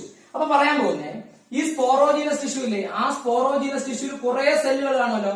ഈ സെല്ലുകളെ എല്ലാം വിളിക്കുന്നത് മൈക്രോസ്പോർ മദർ സെൽ എന്നാണ്. ഈ കാണുന്ന ഒരു സെല്ലിന്റെ പേരല്ല, എല്ലാ സെല്ലും. ഇതൊരു മൈക്രോസ്പോർ മദർ സെൽ, ഇതെല്ലാം മൈക്രോസ്പോർ മദർ സെൽ എന്നാണ് വിളിക്കുന്നത്. ഈ ഇരിക്കുന്നില്ലേ സെല്ലുകള്, ഈ ഇരിക്കുന്ന സെല്ലുകളെല്ലാം, ഈ കാണുന്ന സെന്ററിൽ കാണുന്ന എല്ലാ സെല്ല്, അതായത് ഈ സ്പോറോജിനസ് ടിഷ്യൂവിൽ 100 സെല്ലുണ്ടെങ്കിൽ 100 സെല്ലുകളെ മൈക്രോസ്പോർ മദർ സെൽ എന്ന് വിളിക്കും. 1000 സെല്ലുണ്ടെങ്കിൽ 1000 സെല്ലുകളെയും മൈക്രോസ്പോർ മദർ സെൽ എന്ന് വിളിക്കും. 10,000 സെല്ലുണ്ടെങ്കിൽ ആ 10,000 സെല്ലുകളെയും മൈക്രോസ്പോർ. അതായത് എത്ര സെല്ല് വന്നാലും ഈ സ്പോറോജിനസ് ടിഷ്യൂവിനകത്ത് എത്ര സെല്ലുണ്ടോ എല്ലാ സെല്ലുകളുടെയും പേര് മൈക്രോസ്പോർ മദർ സെൽ. അല്ലാതെ ഒരു സെല്ലിന്റെ പേരല്ല, ഒരേ ഒരു സെല്ലിന്റെ പേരല്ല. ഈ കാണുന്ന എല്ലാ സെല്ലുകളുടെയും കോമൺ ആയിട്ട് വിളിക്കുന്ന പേരാണ് മൈക്രോസ്പോർ മദർ സെല്ല്. അപ്പൊ ഈ സ്പോറോജിനസ് ടിഷ്യൂവിലെ എല്ലാ സെല്ലുകളും, ഈച്ച് ആൻഡ് എവരി സെല്ലുകൾ എന്തെന്നറിയപ്പെടുന്നു? Microspore mother cell. ഈ സ്പോറോജിനസ് ടിഷ്യൂ എല്ലാ സെല്ലുകളും എന്ത് വിളിക്കും? Microspore mother cell. അപ്പൊ ഞാൻ ഇതിൽ നിന്ന് ഒരു സെൽ അങ്ങോട്ട് മാറ്റി വരയ്ക്കും. ഈ ഒരു സെല്ലല്ല, ഞാൻ പറഞ്ഞു എല്ലാ സെല്ലുകളുടെ പേര് മൈക്രോസ്പോർ മദർ സെല്ല. ഞാൻ ഒരെണ്ണം അങ്ങോട്ട് മാറ്റി വരച്ചു. ഇതാ ഇവിടെ മാറ്റി വരച്ചിരിക്കുകയാണ്. ഈ സെല്ലിന് കൊടുത്ത പേരെന്താ? മൈക്രോസ്പോർ മദർ സെൽ എന്നാണ്. മൈക്രോസ്പോർ മദർ സെൽ, അല്ലെങ്കിൽ വേറൊരു പേരുണ്ട് പോളൻ മദർ സെൽ എന്ന് വിളിക്കും. Pollen mother cell, microspore mother cell, അല്ലെങ്കിൽ അതിന്റെ വേറൊരു പേരാണ് പോളൻ മദർ സെൽ. അപ്പൊ നമ്മൾ ഇതുവരെ ഒരിടത്തും മിയോസിസ് പഠിച്ചില്ല. ഈ ആൻജിയോസ്പോം എന്ന് പറഞ്ഞ പ്ലാന്റ് ഡിപ്ലോയിഡ് ആണ്. ആ പ്ലാന്റിന്റെ ആന്തർ ഡിപ്ലോയിഡ് ആണ്. ആന്തറിന്റെ മൈക്രോസ്പൊറാഞ്ചിയത്തിനകത്ത് വരുന്ന എല്ലാ സെല്ലും ഡിപ്ലോയിഡ് ആണ്. അപ്പൊ ഈ സ്പോറോജിനസ് ടിഷ്യൂവിലെ എല്ലാ സെല്ലും എന്താണ്? ഡിപ്ലോയിഡ് ആണ്. ഒരു മിയോസിസ് നടക്കുന്നത് വരെ ഇവരെല്ലാരും ഡിപ്ലോയിഡ് ആണ്. അപ്പൊ ഇത് ഡിപ്ലോയിഡ് സെല്ലാണ്. അപ്പൊ ഞാൻ ആരെയാ വരച്ചേ? ഈ സ്പോറോജിനസ് ടിഷ്യൂവിലെ ഒരു സെല്ലിനെയാണ് മാറ്റി വരച്ചിരിക്കുന്നത്. ഒരു സെല്ല്. ഈ എല്ലാ സെല്ലുകൾക്കും ഇതേ പേരാണ്, മൈക്രോസ്പോർ മദർ സെൽ. അതാണ് ഞാൻ ചുരുക്കി MMC എന്നിട്ടുള്ളത്, അല്ലെങ്കിൽ പോളൻ മദർ സെൽ. അപ്പൊ ഈ ഇതിൽ ഒരു ചിലരൊക്കെ പഠിക്കും സ്പോറോജിനസ് ടിഷ്യൂവിലെ ഒരു സെല്ലാണ് മൈക്രോസ്പോർ മദർ സെൽ. ശരിയാണോ? അത് തെറ്റാണ്. ഈ കാണുന്ന എല്ലാ സെല്ലിനും എനിക്കിവിടെ വരയ്ക്കാൻ പറ്റില്ല. അതുകൊണ്ടാണ് ഞാൻ ഒരെണ്ണം മാറ്റി വരച്ചേ. ഈ ഇരിക്കുന്ന സ്പോറോജിനസ് ടിഷ്യൂവിലെ, അതായത് മൈക്രോസ്പൊറാഞ്ചിയത്തിന്റെ ഏറ്റവും സെന്ററിൽ കാണപ്പെടുന്ന സ്പോറോജിനസ് ടിഷ്യൂവിലെ ഈച്ച് ആൻഡ് എവരി സെല്ലുകളെ, എല്ലാ സെല്ലുകളെയും വിളിക്കുന്ന പേര്, സ്പോറോജിനസ് ടിഷ്യൂവിലെ എല്ലാ സെല്ലുകളെയും വിളിക്കുന്ന പേര് മൈക്രോസ്പോർ മദർ സെൽ, അല്ലെങ്കിൽ pollen mother cell. Which undergoes meiosis, അത് ഏത് പ്രോസസ്സിന് വിധേയമാവും? മിയോസിസ് എന്ന് പറയുന്ന ഒരു ഡിവിഷന് വിധേയമാവും. ഇത് ഏത് പ്രോസസ്സിന് വിധേയമാവുന്നു? മിയോസിസിന് വിധേയമായി. അപ്പൊ മൈക്രോസ്പോർ മദർ സെൽ എന്തിന് വിധേയമായി? Undergoes meiosis. മൈക്രോസ്പോർ മദർ സെല്ലിൽ മിയോസിസ് നടക്കുകയാണ്. അങ്ങനെ ഒരു സ്ട്രക്ചർ ഫോം ചെയ്യും. മൈക്രോസ്പോർ മദർ സെല്ലില് മിയോസിസ് നടക്കുമ്പോൾ അവിടെ ഒരു സ്ട്രക്ചർ ഫോം ചെയ്യും. 4 സെല്ലുകളുള്ള ഒരു സ്ട്രക്ചർ ഇങ്ങനെ ഫോം ചെയ്യും. എത്ര സെല്ലുകളുള്ള സ്ട്രക്ചറാ? 4 സെല്ലുകളുള്ള ഒരു സ്ട്രക്ചർ. അപ്പൊ മിയോസിസിന് ശേഷമല്ലേ ഉണ്ടായത്? അതുകൊണ്ട് ഈ എല്ലാ സെല്ലുകളും ഹാപ്ലോയിഡ് ആയിരിക്കും. ഇത് ഈ കാണുന്ന 4 സെല്ലുകൾ എന്തായിരിക്കും? ഹാപ്ലോയിഡ് ആയിരിക്കും. ഹാപ്ലോയിഡ് അല്ലേ? ഞാൻ ടോട്ടലായിട്ട് അവിടെ എഴുതുകയാണ്, N എന്ന് എഴുതുകയാണ്. ഈ 4 സെല്ലുകൾ, ഈ കാണുന്ന 4 സെല്ലുകൾ എന്തായിരിക്കും? ഹാപ്ലോയിഡ് സെല്ലുകളായിരിക്കും. ഞാൻ അവിടെ N എന്ന് എഴുതുകയാണ്. ഈ സ്ട്രക്ചറിന്റെ പേരാണ് മൈക്രോസ്പോർ ടെട്രാഡ്. ഈ സ്ട്രക്ചറിന്റെ പേരെന്താ? മൈക്രോസ്പോർ ടെട്രാഡ് എന്ന് വിളിക്കും ഈ സ്ട്രക്ചറിനെ. അപ്പൊ എന്താ സംഭവം? മൈക്രോസ്പോർ മദർ സെൽ എന്ന് പറഞ്ഞാൽ ആരാ? ഈ മൈക്രോസ്പൊറാഞ്ചിയത്തിന്റെ സെന്ററിൽ കാണപ്പെടുന്ന സ്പോറോജീനസ് ടിഷ്യൂവിലെ ഓരോ സെല്ലുകളെയും വിളിക്കുന്ന പേര്, എല്ലാ സെല്ലും ഓരോ സെല്ലുകളെയും വിളിക്കുന്ന പേരെന്താ? ഒരു സെല്ലല്ല, എല്ലാ സെല്ലുകളെയും വിളിക്കുന്ന പേരെന്താ? Microspore mother cell. എല്ലാ മൈക്രോസ്പോർ മദർ സെല്ല് ഇതുപോലെ മിയോസിസ്. അല്ലാതെ ഒരു മൈക്രോസ്പോർ മദർ സെല്ല് മാത്രമല്ല മിയോസിസ് നടക്കുന്നത്. ഈ സ്പോറോജീനസ് ടിഷ്യൂവിൽ കാണുന്ന ഈ എല്ലാ മൈക്രോസ്പോർ 100 ഉണ്ടെങ്കിൽ, 1000 ഉണ്ടെങ്കിൽ, 10000 ഉണ്ടെങ്കിൽ, എത്ര എണ്ണം ഉണ്ടെങ്കിലും എല്ലാ മൈക്രോസ്പോർ മദർ സെല്ലുകളിലും മിയോസിസ് നടക്കും. എന്ത് നടക്കും? മിയോസിസ്. അപ്പൊ ഈ കാണുന്ന മൈക്രോസ്പോർ മദർ സെല്ലുകളിലെല്ലാം മിയോസിസ് നടക്കും. അപ്പൊ എല്ലാ മൈക്രോസ്പോർ മദർ സെല്ലും എന്തായി മാറും? മൈക്രോസ്പോർ ടെട്രാഡ് ആയിട്ട് മാറും. ഈ കാണുന്ന എല്ലാ മൈക്രോസ്പോർ മദർ സെല്ലിലും മിയോസിസ് നടക്കുമ്പോൾ ആ മൈക്രോസ്പോർ മദർ സെൽ എന്തായി മാറും? മൈക്രോസ്പോർ ടെട്രാഡ് ആയിട്ട് മാറും. ഇനി എന്താ സംഭവിക്കുന്നത്? ആ മൈക്രോസ്പോർ ടെട്രാഡിലെ സെല്ലുകൾ, 4 സെല്ലുണ്ടല്ലോ, ആ 4 സെല്ലുകളും സെപ്പറേറ്റ് ആവും. ഈ മൈക്രോസ്പോർ ടെട്രാഡിൽ ഇരിക്കുന്ന 4 സെല്ലും സെപ്പറേറ്റ് ആയി മാറും. ഇവിടെ നോക്കിക്കേ, മൈക്രോസ്പോർ ടെട്രാഡിലെ 4 സെല്ലുകളും സെപ്പറേറ്റ് ആയി മാറുകയാണ്. കണ്ടോ? 4 സെല്ലും സെപ്പറേറ്റ് ആയി മാറി. സെപ്പറേറ്റ് ആയിട്ട് മാറി. എന്തായി മാറിയെന്ന് അറിയാമോ? ആ 4 പേരും 4 പോളൻ ഗ്രെയിൻസ് ആയിട്ട് മാറി. ആ 4 പേരും എന്തായി മാറി? 4 പോളൻ ഗ്രെയിനുകളായിട്ട് മാറി. കണ്ടോ? 4 പേരും 4 പോളൻ ഗ്രെയിൻ. മിയോസിസിന് ശേഷം ഉണ്ടാകേണ്ടവരെന്താ? ഹാപ്ലോയിഡാ. അപ്പൊ ഈ കാണുന്ന സാധനത്തിന്റെ പേരാണ് പോളൻ ഗ്രെയിൻ. പോളൻ ഗ്രെയിൻ അറിയപ്പെടുന്ന മറ്റൊരു പേരെന്താ? മൈക്രോസ്പോർ എന്ന് വിളിക്കും. പോളൻ ഗ്രെയിൻ എന്ത് വിളിക്കും? മൈക്രോസ്പോർ എന്ന് വിളിക്കും. പോളൻ ഗ്രെയിൻ അല്ലെങ്കിൽ, അതുകൊണ്ടാണ് ഈ പ്രോസസ്സിന്റെ പേരുണ്ട്. ഈ പ്രോസസ്സിന്റെ പേരാണ് മൈക്രോസ്പോറോജനസിസ്. നമ്മളിപ്പോ പഠിച്ച പ്രോസസ് എന്താ? അതിവിടെ മാത്രമാണോ നടക്കുന്നത്? ഈ 4 മൈക്രോസ്പൊറാഞ്ചിയത്തിൽ ഇത് നടക്കും. മൈക്രോസ്പൊറാഞ്ചിയസ് ഇവിടെയും എല്ലാ മൈക്രോസ്പൊറാഞ്ചിയത്തിനകത്തും ഈ പറഞ്ഞ പ്രോസസ് നടക്കും. ഏത് പ്രോസസ്? മൈക്രോസ്പോറോജനസിസ്. അപ്പൊ ഇവിടെ എന്താ സംഭവിച്ചേ? മൈക്രോസ്പോറോജനസിസ് എന്ന് പറഞ്ഞാൽ എന്താ? മൈക്രോസ്പോറോജനസിസ്. ഈ മൈക്രോസ്പോറോജനസിസ് എന്ന് പറഞ്ഞാൽ എന്താ? ഈ കാണുന്ന മൈക്രോസ്പൊറാഞ്ചിയത്തിന്റെ സെന്ററിൽ ഇരിക്കുന്ന ടിഷ്യൂവിന്റെ പേരാണ് എന്തോന്ന്? Sporogenous tissue. ഈ സ്പോറോജീനസ് ടിഷ്യൂവിന് എന്ത് സംഭവിക്കും? ഈ സ്പോറോജീനസ് ടിഷ്യൂവിലെ ഓരോ സെല്ലുകളെയും അറിയപ്പെടുന്ന പേരെന്താ? മൈക്രോസ്പോർ മദർ സെൽ അല്ലെങ്കിൽ pollen mother cell. Which undergoes meiosis.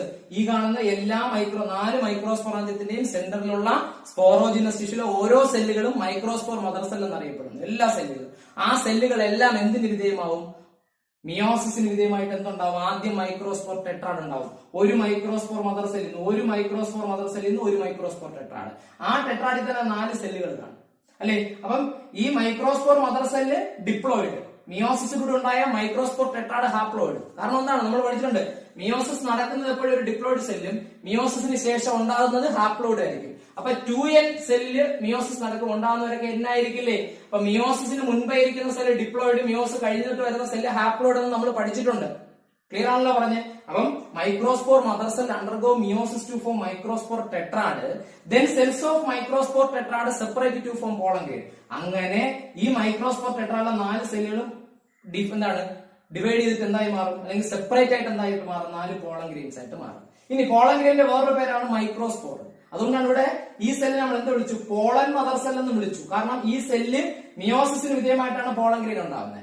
Pollen mother cell മിയോസിസിലൂടെ പോളൻ ഗ്രെയിൻ ആയിട്ട് മാറി. അല്ലെങ്കിൽ മൈക്രോസ്പോർ മദർ സെല്ല് മിയോസിസിലൂടെ എന്തായി മാറി? മൈക്രോസ്പോറായി മാറി.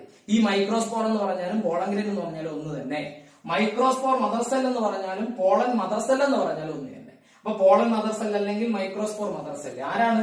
സ്പോറോജീനസ് ടിഷ്യൂലെ each and every cells which undergoes meiosis to form microspore tetrad. Then cells of microspore tetrad separated to form pollen grains. Cells of microspore tetrad separated to form pollen grains. Pollen grain 2 പേര് കണ്ടു. ഏതൊക്കെയാ? Pollen grain എന്ന് വിളിക്കാം, microspore എന്ന് വിളിക്കാം. Pollen grain ഞാനൊരു മൂന്നാമതൊരു പേര് കൂടി കൊടുക്കുകയാണ്, മെയിൽ ഗ്യാമീറ്റോഫൈറ്റ്. എന്താണ് പോളൻ ഗ്രെയിന്റെ അടുത്ത പേര്? പോളൻ ഗ്രെയിൻ ഞാൻ വീണ്ടും ഒരു മൂന്നാമതൊരു പേര് കൂടി കൊടുത്തത്. എന്താണ്? മെയിൽ ഗ്യാമീറ്റോഫൈറ്റ്. എന്തിനാ ഞാൻ അങ്ങനെ വിളിച്ചത്? കാരണം അതിനകത്താണ് മെയിൽ ഗ്യാമീറ്റ് ഇരിക്കുന്നത്. ആ പോളൻ ഗ്രെയിനകത്താണ് ആരിയ്ക്കുന്നത്? Male gamete. അതുകൊണ്ട് പോളൻ ഗ്രെയിൻ എന്ത് വിളിക്കാം? മെയിൽ ഗ്യാമീറ്റോഫൈറ്റ് എന്ന് വിളിക്കാം.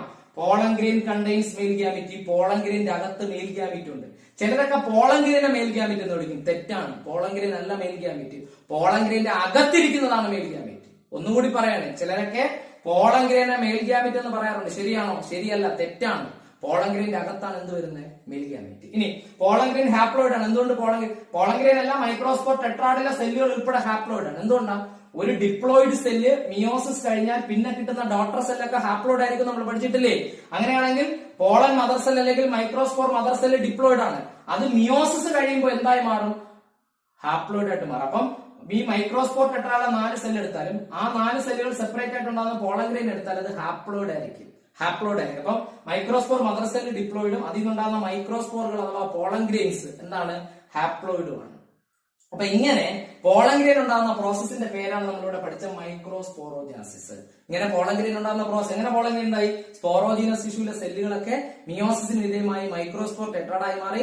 മൈക്രോസ്പോർ ടെട്രാഡിലെ സെല്ലുകളൊക്കെ സെപ്പറേറ്റ് ആയിട്ട് പോളൻ ഗ്രെയിനുകളായി മാറി. ഓക്കെ അല്ലേ? ഈ പോളൻ ഗ്രെയിനെ പോളൻ ഗ്രെയിൻ എന്ന് വിളിക്കും, മൈക്രോസ്പോർ എന്ന് വിളിക്കും. പുതിയൊരു പേര് കൂടി നമ്മൾ മൂന്നാമതൊരു പേര് കൂടി പഠിച്ചു. പോളൻ ഗ്രെയിന്റെ അകത്താണ് മെയിൽ ഗ്യാമീറ്റുകൾ ഇരിക്കുന്നത്. അതുകൊണ്ട് പോളൻ ഗ്രെയിൻ നമുക്ക് എന്ത് വിളിക്കാം? മെയിൽ ഗ്യാമീറ്റോഫൈറ്റ് എന്ന് വിളിക്കാം. പോളൻ ഗ്രെയിന്റെ അകത്ത് മെയിൽ ഗ്യാമീറ്റ് ഇരിക്കുന്നതുകൊണ്ട് പോളൻ ഗ്രെയിൻ നമുക്ക് എന്ത് വിളിക്കാം?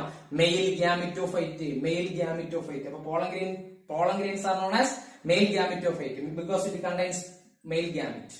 Because pollen grains contain male gametes. Pollen ഗ്രെയിന്റെ അകത്ത് ആരിയ്ക്കുകയാണ്? മെയിൽ ഗ്യാമീറ്റുകൾ ഇരിക്കുകയാണ് അല്ലേ? എല്ലാ പോളൻ ഗ്രെയിനകത്തും മെയിൽ ഗ്യാമീറ്റ് ഉണ്ട്. അങ്ങനെയാണെങ്കിൽ ഇതിന്റെ ചെറിയ ക്വസ്റ്റ്യൻ ആണ്, ഈ സ്പോറോജീനസ് ടിഷ്യൂവിൽ 100 സെല്ലുകൾ ഉണ്ടെങ്കിൽ എത്ര പോളൻ ഗ്രെയിൻ ഉണ്ടാവും? ചുമ്മാ ഒന്ന് ഗസ് ചെയ്ത് നോക്കുക. ഈ കാണുന്ന സ്പോറോജീനസ് ടിഷ്യൂവിൽ 100 മൈക്രോസ്പോർ മദർ സെല്ലുകൾ ഉണ്ടെങ്കിൽ എത്ര പോളൻ ഗ്രെയിൻ ഉണ്ടാവും? 400 പോളൻ ഗ്രെയിൻ. ഒന്ന് ഓർത്ത് വയ്ക്കേ, ഒരു മൈക്രോസ്പോർ മദർ സെല്ലിൽ നിന്ന് 4 പോളൻ ഗ്രെയിൻ. അങ്ങനെയാണെങ്കിൽ 100 മൈക്രോസ്പോർ മദർ സെല്ലിൽ നിന്ന് 400. 1000 മൈക്രോസ്പോർ മദർ സെൽ ഉണ്ടെങ്കിലോ? ഒരു മൈക്രോസ്പോർ മദർ സെല്ലിൽ 4 pollen grain. 1000 microspore mother cell ഉണ്ടെങ്കിൽ 4000 പോളൻ ഗ്രെയിൻ അല്ലെ? ഈ സ്പോറോജനസ് ടിഷ്യൂവിൽ 10000 മൈക്രോസ്പോർ മദർ സെൽ ഉണ്ടെങ്കിലോ? ഈ 10000 മൈക്രോസ്പോർ മദർ സെല്ലിൽ നിന്ന് ഓരോന്നിനും 4 വെച്ച് ഇവിടെ 40000 പോളൻ. അപ്പം എത്ര മൈക്രോസ്പോർ മദർ സെല്ലുകൾ ഉണ്ടോ അതിന്റെ 4 ഇരട്ടി പോളൻ ഗ്രെയിൻസ് ഉണ്ടാവും. ആ കണക്ക് മനസ്സിലാകാത്തവർ ശ്രദ്ധിച്ചു കേൾക്കണം. ഒരു പാരന്റ് സെല്ല് മിയോസിസിന് വിധേയമായ എത്ര ഡോട്ടർ സെല്ലാണ് വരുന്നത്? 4 ഡോട്ടർ സെല്ലാണ് വരുന്നത്. അങ്ങനെയാണെങ്കിൽ ഒരു മൈക്രോസ്പോർ മദർ സെല്ലിൽ നിന്ന് എത്ര പോളൻ ഗ്രെയിൻ വരും? 4 പോളൻ ഗ്രെയിൻ. അങ്ങനെയാണെങ്കിൽ ഒരു 100 മൈക്രോസ്പോർ മദർ സെല്ലിൽ 400 പോളൻ ഗ്രെയിൻ വരില്ലേ? 1000 മൈക്രോസ്പോർ മദർ സെല്ലിൽ 4000 പോളൻ ഗ്രെയിൻ വരില്ലേ? അങ്ങനെയാണ്. അപ്പം ഈ കാണുന്ന സ്പോറോജീനസ് ടിഷ്യൂവിലെ മൈക്രോസ്പോർ മദർ സെല്ലുകളെല്ലാം എന്തായി മാറും? പോളൻ ഗ്രെയിൻസ് ആയി മാറും. മൈക്രോസ്പോർ മദർ സെല്ലുകളെല്ലാം എന്തായി മാറും? കണ്ടോ? ഇപ്പൊ സ്പോറോജീനസ് ടിഷ്യൂ ഇല്ല. സ്പോറോജീനസ് ടിഷ്യൂവിലെ സെല്ലുകളെല്ലാം ആരായി മാറി? പോളൻ ഗ്രെയിൻസ് ആയി മാറി. അപ്പൊ ആന്തർ മെച്ചർ ആവുമ്പോൾ ഈ കണ്ട സ്പോറോജീനസ് ടിഷ്യൂവിലെ എല്ലാ മൈക്രോസ്പോർ മദർ സെല്ലുകളും മിയോസിസിലൂടെ ആരായി മാറും? പോളൻ ഗ്രെയിൻസ് ആയിട്ട് മാറും. ഇത് ഈ പോളൻ ഗ്രെയിൻസ് ഇവിടെ ഡെവലപ്പ് ചെയ്യണമെങ്കിൽ ആരെ ഉപയോഗിക്കുമെന്ന് അറിയാമോ? ഇതിന് ചുറ്റും ഒരു ലെയർ ഇരുന്നില്ല. അതിന്റെ പേരെന്താ? ടപ്പീറ്റം. ഈ സ്പോറോജീനസ് ടിഷ്യൂവിന് ചുറ്റും ഒരു ലെയർ ഉണ്ടായിരുന്നു. ആ ലെയർ നമ്മൾ എന്താ വിളിച്ചത്? ടപ്പീറ്റം. നമ്മൾ ആദ്യമേ പറഞ്ഞു tapetum cell possess dense cytoplasm and generally have more than 1 nuclei. അപ്പം ടപ്പീറ്റത്തിലെ സെല്ലുകളിൽ അബണ്ടന്റ് ഫുഡ് റിസർവേഷൻ ഉള്ളതുകൊണ്ട്, അതായത് ഫുഡ് അവിടെ റിസർവ് ചെയ്ത് വെച്ചിട്ടുള്ളത് കൊണ്ട് ആ സെല്ലുകൾക്കകത്ത് ഡെൻസ് സൈറ്റോപ്ലാസം ആയിരുന്നു, ഒന്നിൽ കൂടുതൽ ന്യൂക്ലിയസ് ഉണ്ട്. ആ ടപ്പീറ്റം സെല്ലുകളെ ഉപയോഗിച്ചിട്ടാണ് ഈ പോളൻ ഗ്രെയിൻസ് ഡെവലപ്പ് ചെയ്തത്. ഇവിടെ ഈ സ്പോറോജീനസ് ടിഷ്യൂവിലെ മൈക്രോസ്പോർ മദർ സെല്ലുകളെല്ലാം പോളൻ ഗ്രെയിൻസ് ആയി മാറിയത് എങ്ങനെയെന്ന് അറിയാമോ?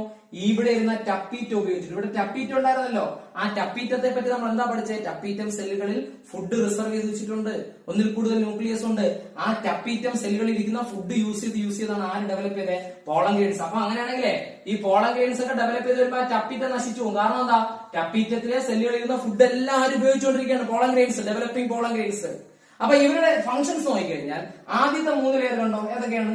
Epidermis, endothecium, middle layer. ഈ 3 ലെയറുകളുടെയും ഫംഗ്ഷൻ എന്താണെന്ന് അറിയാമോ? Protection of മൈക്രോസ്പോറാഞ്ചം. മൈക്രോസ്പോറാഞ്ചത്തെ എന്ത് ചെയ്യണം? പ്രൊട്ടക്ട് ചെയ്യണം. അപ്പൊ ആദ്യത്തെ 3 ലെയറുകൾ ഏതൊക്കെ? Epidermis, endothecium, middle layer. First 3 layers epidermis, endothecium, middle layer. ഈ 3 ലെയർ ചെയ്യുന്ന മൈക്രോസ്പോറാഞ്ചത്തെ പ്രൊട്ടക്ട് ചെയ്യും. മാത്രമല്ല ഈ 3 ലെയറുകളും പൊട്ടിയാൽ മാത്രമേ ആർക്ക് പുറത്തു വരാൻ പറ്റൂ? പോളൻ ഗ്രെയിൻസിന് പുറത്തു വരാൻ പറ്റൂ, അല്ലേ? അപ്പൊ ഈ 3 ലെയറുകളും പൊട്ടുമ്പോഴാണ് ആര് പുറത്തു വരുന്നത്? 4ാമത്തെ ലെയറോടെ പോയെന്ന് ചോദിക്കും നിങ്ങൾ. Epidermis, endothecium, middle layer. 4ാമത് ടപ്പീറ്റം ഉണ്ടായിരുന്നില്ല എന്ന് ചോദിക്കും. ടപ്പീറ്റം ഇപ്പൊ ഇല്ല, കാരണം ടപ്പീറ്റം സെല്ലുകളിൽ ഇരിക്കുന്ന ഫുഡ് യൂസ് ചെയ്തുകൊണ്ടാണ് ഈ പോളൻ ഗ്രെയിൻസ് ഡെവലപ്പ് ചെയ്തത്. അപ്പൊ ആ ടപ്പീറ്റം ഏകദേശം എന്ത് ചെയ്തു? നശിച്ചു പോകും. കാരണം ടപ്പീറ്റത്തിലെ ഫുഡ് എല്ലാവരും യൂസ് ചെയ്യാണ്, പോളൻ ഗ്രെയിൻസ് ഡെവലപ്മെന്റിന് വേണ്ടി യൂസ് ചെയ്യാണ്. അപ്പൊ ഔട്ടർ 3 ലേയേഴ്സിന്റെ ഫംഗ്ഷൻ എന്താ? Outer 3 layers perform the function of protection and dehiscence of anther. എന്താണ് ഡെഹിസൻസ് ഓഫ് ആന്തർ? എന്താണ് ആന്തറിന്റെ ഡെഹിസൻസ്? അപ്പൊ ആന്തർ പൊട്ടുന്നതിനെ നമ്മൾ ബ്രോക്കൺ എന്നോ ബ്രേക്കിംഗ് എന്നോ ഒന്നും പറയില്ല. ബ്രോക്കൺ ഡൗൺ എന്നോ ബ്രേക്കിംഗ് ഡൗൺ എന്നോ ഒന്നും പറയാറില്ല. ആന്തർ പൊട്ടുന്നതിനെ ഡെഹിസൻസ് ഓഫ് ആന്തർ എന്ന് പറയുന്നത്. ആന്തർ പൊട്ടാതെ ഈ പോളെങ്കിലും പുറത്തു വരുമോ? ഈ മൈക്രോസ്പോറാഞ്ചിയത്തിന്റെ ഏറ്റവും സെന്ററിൽ ഇരുന്ന സ്പോറോജിനസ് ടിഷ്യൂ എല്ലാം ഇപ്പൊ സ്പോറോജിനസ് ടിഷ്യൂ ഇല്ല. അതിലുള്ള മൈക്രോസ്പോർ മദർ സെൽ എല്ലാം പോളൻ ഗ്രെയിനായി മാറി. ഈ പോളൻ ഗ്രെയിൻ പുറത്തുണ്ടെങ്കിൽ ആദ്യത്തെ 3 ലെയറുകൾ പൊട്ടണം. ഏതൊക്കെ? Epidermis, endothecium, middle layer. ഇത് 3ഉം പൊട്ടിയാലേ ആർക്ക് പുറത്തു വരാൻ പറ്റൂ? പോളൻ ഗ്രെയിൻസിന് പുറത്തു വരാൻ പറ്റൂ. അപ്പൊ ഔട്ടർ 3 ലേയേഴ്സ് ആരൊക്കെയാണ്? Epidermis, endothecium, middle layer perform the function of protection and dehiscence of anther. ആ 3 ലെയറും ആരെ പ്രൊട്ടക്ട് ചെയ്യുന്നു? ഈ മൈക്രോസ്പോറാഞ്ചിയത്തെ പ്രൊട്ടക്ട് ചെയ്യുന്നു. പിന്നെ എന്തിനു സഹായിക്കുന്നു? ആന്തറിന്റെ ഡെഹിസൻസ്. എന്താ ഞാൻ പറഞ്ഞു, ആന്തർ പൊട്ടുന്നു. ഇതല്ലേ ആന്തർ? ഇതിനകത്താണ് ആരിയിരിക്കുന്നത്? ഈ മൈക്രോസ്പോറാഞ്ചിയൊക്കെ ഇതിനകത്ത്, ആന്തറിന്റെ അകത്താണ് ഈ മൈക്രോസ്പോറാഞ്ചിയൊക്കെ ഇരിക്കുന്നത്. കണ്ടോ? ആന്തറിനകത്താണ് ഇരിക്കുന്നത് മൈക്രോസ്പോറാഞ്ചി. അപ്പം ഈ ആന്തർ പൊട്ടാതെ പോളൻ ഗ്രെയിന് പുറത്തു വരാൻ പറ്റുമോ? എപ്പോഴും ശ്രദ്ധിക്കേണ്ടത്, ആന്തർ പൊട്ടുന്നത് ലോഞ്ചിറ്റ്യൂഡിനൽ ആയിട്ട് മാത്രമേ പൊട്ടൂ. നമ്മൾ പറയുന്നത് തന്നെ ലോഞ്ചിറ്റ്യൂഡിനൽ ഡെഹിസൻസ് ഓഫ് ആന്തർ എന്നാണ്. അപ്പൊ ഇതൊരു ആന്തറല്ലേ, ഈ കാണുന്ന ഈ അപ്പർ പാർട്ട് മൊത്തത്തിൽ സ്റ്റേവനാണ്. ഈ അപ്പർ പാർട്ട് ആന്തർ. അത് ഇങ്ങനെ പൊട്ടു. കണ്ടോ? ഇങ്ങനെയാണ് അത് പൊട്ടുന്നത്. ലോഞ്ചിറ്റ്യൂഡിലായിട്ട് മാത്രം, ഇങ്ങനെ താഴോട്ട് മാത്രമേ അത് പൊട്ടു. ഇങ്ങനെ ക്രോസ് ആയിട്ട് ഇങ്ങനെ പൊട്ടൂല. ഇങ്ങനെ ക്രോസ് ആയിട്ട് ഒരിക്കലും അത് പൊട്ടൂല. അത് എങ്ങനെ പൊട്ടുള്ളൂ? പൊട്ടുന്നത് ഇങ്ങനെ താഴോട്ട് ഇങ്ങനെ മാത്രമേ പൊട്ടു. ഇങ്ങനെയാണ് പൊട്ടുന്നത്. അപ്പൊ ആന്തർ പൊട്ടുന്നത്, ഡെഹിസൻസ് ഓഫ് ആന്തർ എങ്ങനെയാണ് നോക്കിയത്? താഴോട്ടെ ആന്തർ ഇങ്ങനെ പൊട്ടാറുള്ളൂ. ആന്തർ പൊട്ടണമെങ്കിൽ ഈ 3 ലെയർ പൊട്ടണം, എന്നാലേ ആന്തർ പൊട്ടുള്ളൂ. അല്ലെങ്കിൽ ആന്തർ പൊട്ടി പോളൻ ഗ്രെയിൻസ്. അപ്പൊ ആന്തർ പൊട്ടുക അല്ലെങ്കിൽ ആന്തറിന്റെ ഡെഹിസൻസ് എന്ന് പറഞ്ഞാൽ ഈ 3 ലെയറുകളും ബ്രേക്ക് ആവുന്നതാണ്. ഏതൊക്കെ 3 ലെയർ? എപ്പിഡെർമിസും, എൻഡോത്തീഷ്യവും, മിഡിൽ ലെയറും പൊട്ടുന്നതിനാണ് ഡെഹിസൻസ് ഓഫ് ആന്തർ എന്ന് പറയുന്നത്. അപ്പൊ ആ 3 ലെയറിന്റെ ഫംഗ്ഷൻ ചോദിച്ചാൽ എന്ത് പറയണം? ആ 3 ലെയർ എന്ത് ചെയ്തു? ഒന്ന്, ഇവര് ആ 3 ലെയർ ഔട്ടർ 3 ലേയേഴ്സ് ആണ് ഈ മൈക്രോസ്പോറാഞ്ചിയത്തെ പ്രൊട്ടക്ട് ചെയ്തത്. രണ്ടാമത് എന്താ? അവരാണ് ആന്തറിന്റെ ഡെഹിസൻസിന് സഹായിക്കുന്നത്. എന്ന് പറഞ്ഞാൽ ആ 3 ലെയർ പൊട്ടിയാലേ ഏറ്റവും സെന്ററിൽ ഇരിക്കുന്ന ആര് പുറത്തു വരുള്ളൂ? പോളൻ ഗ്രെയിൻസ് പുറത്തു വരൂ. അപ്പൊ outer 3 layers perform the function of protection and dehiscence of anther. Outer 3 layers perform the function of protection and dehiscence of anther. Innermost layer tapetum nourishes the developing. അത് ഏറ്റവും അകത്തുള്ള ലെയർ എവിടെ? ടപ്പീറ്റൽ layer എന്താ ചെയ്തേ? ഈ ഇവിടെ ഡെവലപ്പ് ചെയ്ത്, അതായത് എന്താണ്, സ്പോറോജിനസ് ടിഷ്യൂവിൽ നിന്ന് ഡെവലപ്പ് ചെയ്തില്ലേ പോളൻ ഗ്രെയിൻസ്. ആ പോളൻ ഗ്രെയിൻസിന് ആവശ്യമായിട്ടുള്ള ന്യൂട്രിയൻസ് കൊടുക്കുകയായിരുന്നു ആരുടെ ജോലി? ടപ്പീറ്റം. കാരണം ആ സെല്ലുകളിൽ ധാരാളം ന്യൂട്രിയൻസ് ഉണ്ടായിരുന്നു. അപ്പൊ 4 പേരുടെ ഫംഗ്ഷൻ ആയല്ലോ. Outer 3 layers epidermis, endothecium, middle layer എന്താ ചെയ്തേ? Protection and dehiscence of anther protect ചെയ്തു, ആന്തറിനെ പൊട്ടാനും സഹായിച്ചു. Innermost layer tapetum perform the function of, അല്ലെങ്കിൽ innermost layer tapetum nourishes the developing pollen grain. ഇവിടെ ഡെവലപ്പ് ചെയ്ത പോളൻ ഗ്രെയിൻസിന് ന്യൂട്രിയൻസ് പ്രൊവൈഡ് ചെയ്യുകയായിരുന്നു ആരുടെ ജോലി? പോളൻ ഗ്രെയിൻ വെറുതെ ഡെവലപ്പ് ചെയ്യോ?